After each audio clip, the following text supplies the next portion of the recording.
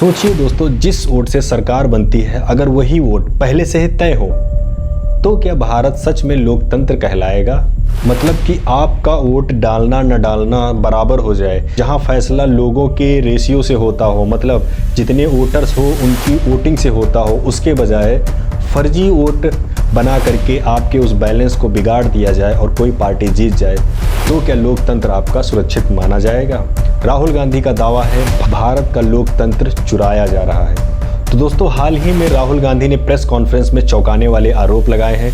उनका कहना था चुनाव आयोग और सरकार मिलकर वोटर लिस्ट में धांधली कर रही है। लाखों असली वोटर के नाम काट दिए गए हैं और कई जगहों पर डुप्लीकेट नाम जोड़ दिए गए हैं। सोचिए, आम इंसान सुबह वोट डालने जाता है और बूथ पर पहुंचकर पता चलता है कि आपका नाम लिस्ट में है ही नहीं। तो दोस्तों, राहुल गांधी ने सबूत के साथ दावा किया है कि बिहार जैसे राज्यों में लाखों नाम हटाए गए हैं।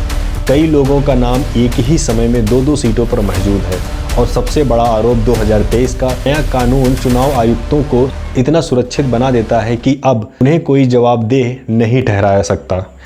क्या ये सिर्फ तकनीकी गलती है या फिर एक प्लानिंग वोट चोरी करने की? लेकिन कहानी का मोड़ तो यहाँ आता है जब इलेक्शन कमीशन ने प्रेस कॉन्फ्रेंस करके कहा राहुल गांधी के आरोप झूठे और भ्रामक हैं।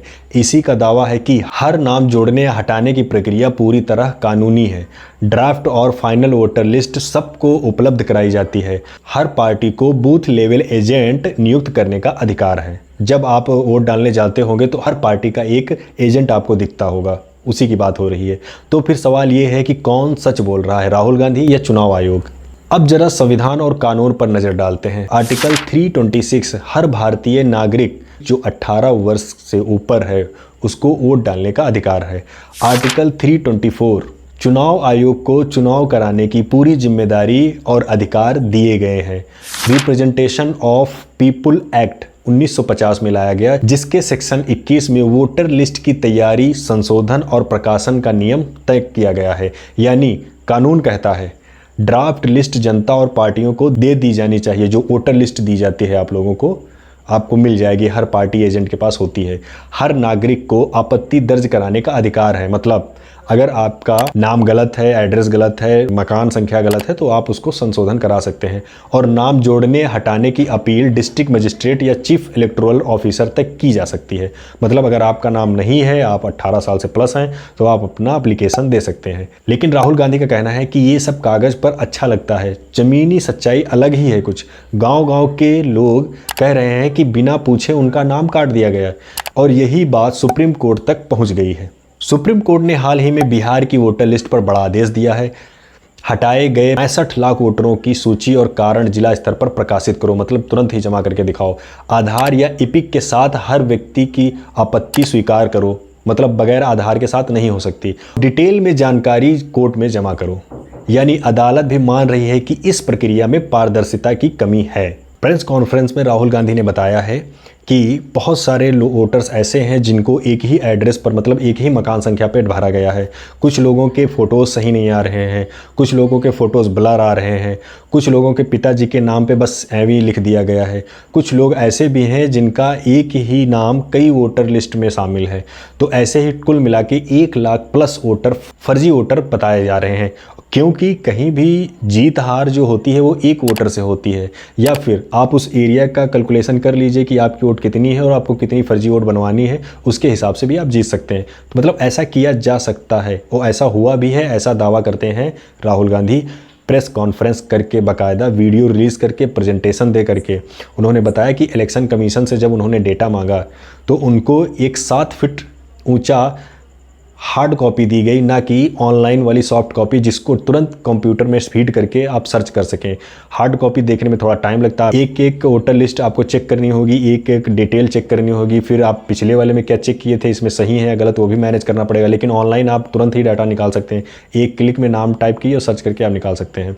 इसलिए राहुल गांधी का कहना है कि हमारी टीम ने 6 महीने लगाए तब जाके ये डिटेल निकल पाई है। विपक्ष की तरफ से जब अनुराग ठाकुर आते हैं वो 6 विधानसभाओं का डेटा 6 दिन के अंदर निकाल लेते हैं, जहां पर राहुल गांधी को सिर्फ 6 महीने लगा एक विधानसभा का डेटा निकालने में।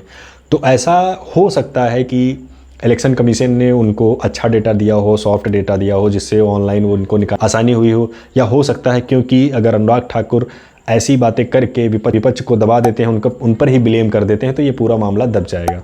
ये बहुत ज़रूरी है जानना कि आपके अधिकार को कोई मार ना सके, क्योंकि एक वोट ही है जो आपकी असली पावर है इन बड़े नेताओं से बचने की और इन पर अपना अधिकार दिखाने की, वरना आपकी वैल्यू शून्य है। वैसे भी यूपी बिहार के अंदर अगर कास्ट निकाल दी जाए तो कोई भी वोट डालने ही नहीं जाएगा, क्योंकि उसको पता ही नहीं होगा कि आखिर वोट डाला क्यों जाता है।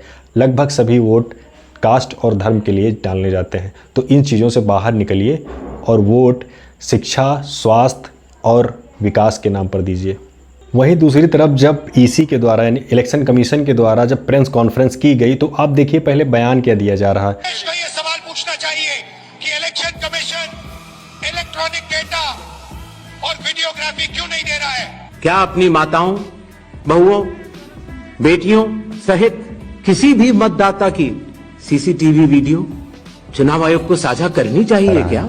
ऐसा लग रहा है कि चुनाव जो हो रहा था वो किसी बाथरूम में हो रहा था, कि वहाँ की वीडियो लीक नहीं होनी चाहिए। आप एक अच्छे पद पर हैं, पूरे देश की आंखें उम्मीदें आपके ऊपर हैं। काश अगर आप सुबह उठ के ये सोच लें कि पूरे देश की जनता, हर वो गरीब आपको कितनी उम्मीद भरी निगाहों से देखता है कि आप कुछ अच्छा करेंगे, हर चीज़ में पारदर्शिता रखेंगे।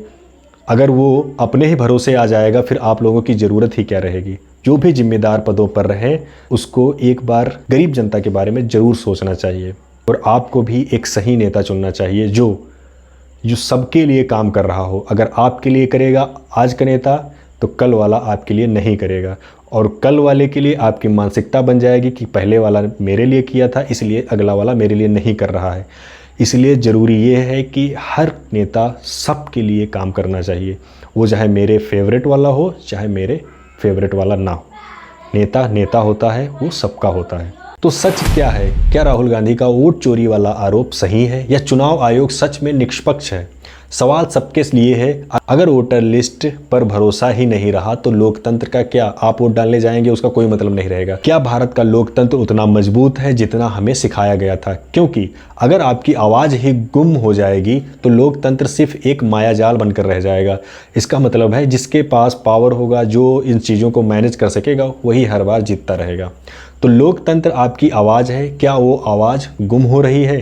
कमेंट करके ज़रूर बताओ। धन्यवाद।